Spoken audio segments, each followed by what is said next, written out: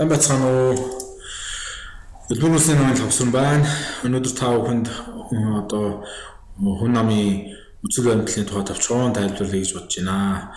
За хүн намын үзэл баримт нь зүүнний төв үзэл баримтлал гэж явдаг. Энэ дотор бол гурван үндсэн зарчмыг хэлж байгаамаа. Нэгдүгээрт нь бол баян ядуугийн ялгарлыг бага байлгая, ажлын хөдлөлийг бага байлгахын өмнөнийг төрийн зохицуулалтаар хийнэ гэж байгаа. Хоёрдугаарт нь бол боломжийн тэгш байдлыг хэрэгжүүлнэ гэж байгаа. Тэгээ гуравт нь бол олон улсын түвшинд инх тайвныг эрхэмлэнэ гэсэн юм гурван үндсэн гол зарчимтай юм аа. За үүнийгээ бид одоо ойлгомжтой байдлаар хүндэл үзэл баримтлаа гэж хэлж байгаа. За хүндэл үзэл баримтлал зүүнний төв үзэл баримтлалын гол мөн чанар нь юу юм бэ гэхээр нэгдүгээр саяны төрөний хэлсэн одоо баян ядуугийн ялгарл ажил хөдлөлийг арилгана. Тэгээ боломжийн тэгш байдлыг хэрэгжүүлэхийн тулд яг тухайлбал яг юу хийх юм бэ гэдэг. Тэгвэл энэ дээр бид нэг жишээ дурдъя. Улсын хөгжил гэдэг нь ерөөсөө л одоо хүний хөгжлийг хэлж байгаа юм байна. Яг хөгжил гэж бие даасан тусдаа нэг юм алхаад байдсан байдгүй юм байна. Тусдаа нэг зам харгуу хилээд байгаа юм биш юм байна. Өндөр байшин улсын хөгжил гэж хэлдэг юм байна. Улсын хөгжил гэдэг нь ерөөсөө хүний хөгжлийнх нь өөрийг нь л хэлж байгаа. Хүн өөрөө хөгжөөд, хүн өөрөө боловсроод, хүн өөрөө одоо дэлхийн түвшний юм хүн гараад ирвэл тэр хүмүүс өөрсдөө аанда орлогоо бий болгон баялгаа бүтээчих нь байгаль орчноо дээдлээд эхэлдэг юм байна.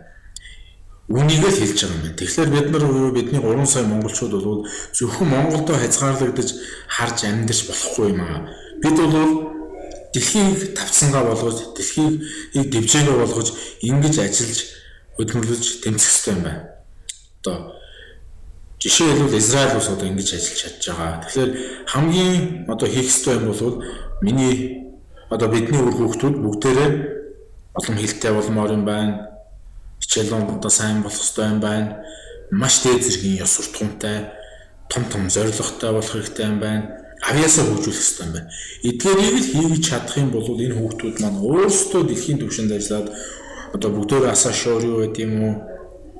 Сонгодог одоо мундаг дуучин байд юм уу? Эсвэл бол дэлхийн том их сургуулиудад багшлаа явуулт юм уу? Том компаниудад ажиллаа явуучих юм байна. Энэ дэлхийд дээр 3 сая монголчуудад энэ авьяастай монголчуудад хийх ажил бол маш их байгаа. Тэгэхээр ерөөсөө боловсрол энэ рүүгээ анхаараа явуулнаа.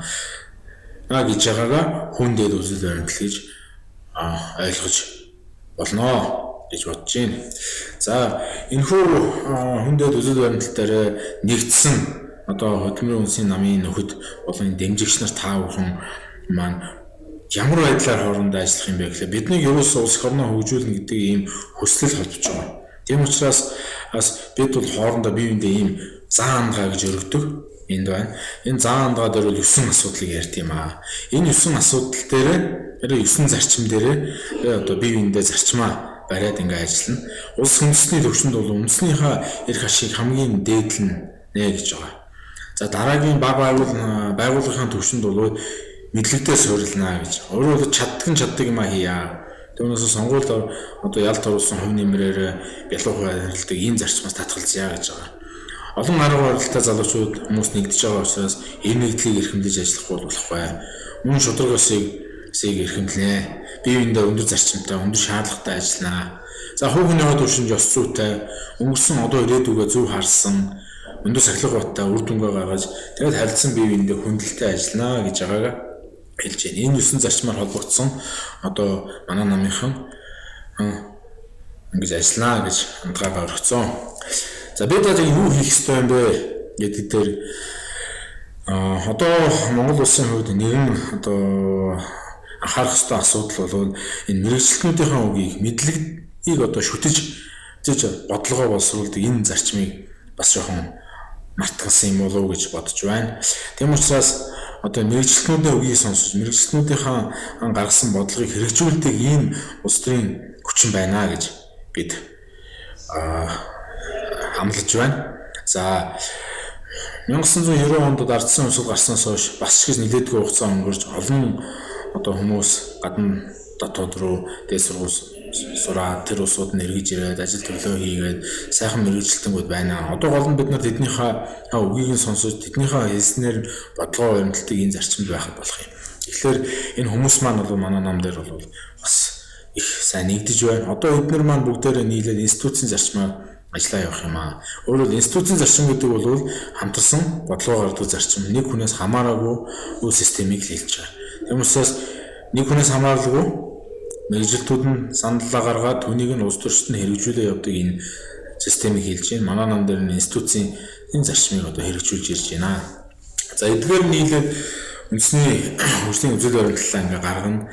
За бидний саяны ярьсан хүндэд үзэл баримтлалыг бол бид боловсруулаад гаргаад явж байна.